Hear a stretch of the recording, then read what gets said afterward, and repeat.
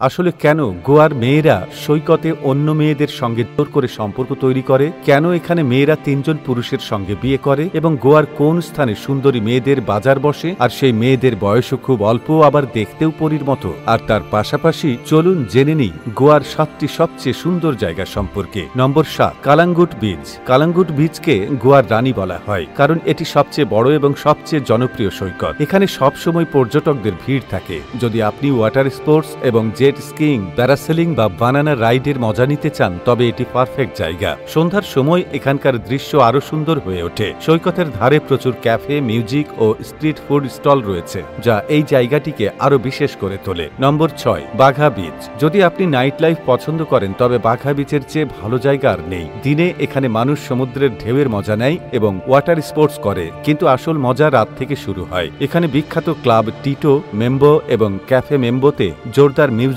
ও দুর্দান্ত ডান্স হয়। যদি আপনি পার্টি প্রেমী হন তবে এই সৈকত আপনার জন্য আদর্শ। নম্বর 5, দুধসাগর ও জলপ্রপাত। গোয়া শুধু সমুদ্রের জন্যই নয়, তার মনোরম প্রকৃতির জন্যও বিখ্যাত।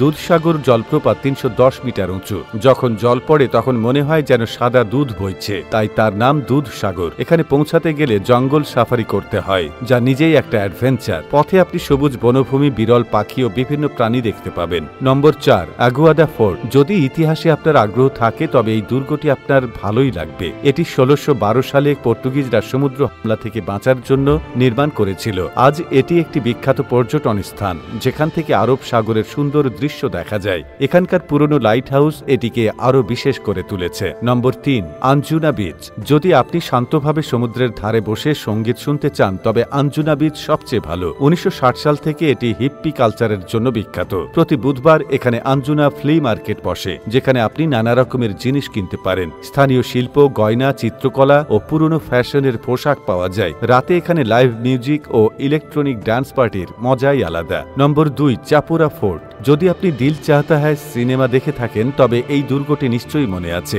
এটাই সেই জায়গা যেখানে আমির সাইফ এবং অক্ষয় খান্না বসেছিল। এই দুর্গটি উঁচুতে অবস্থিত এবং এখান থেকে আরব সাগরের অপরূপ দৃশ্য দেখা যায়। এখানে যেতে হালকা চড়াই করতে হয়, কিন্তু ওপরে পৌঁছানোর পর সমস্ত কষ্ট সার্থক হয়ে যায়। নম্বর 1, ওয়াগাতোর বিচ।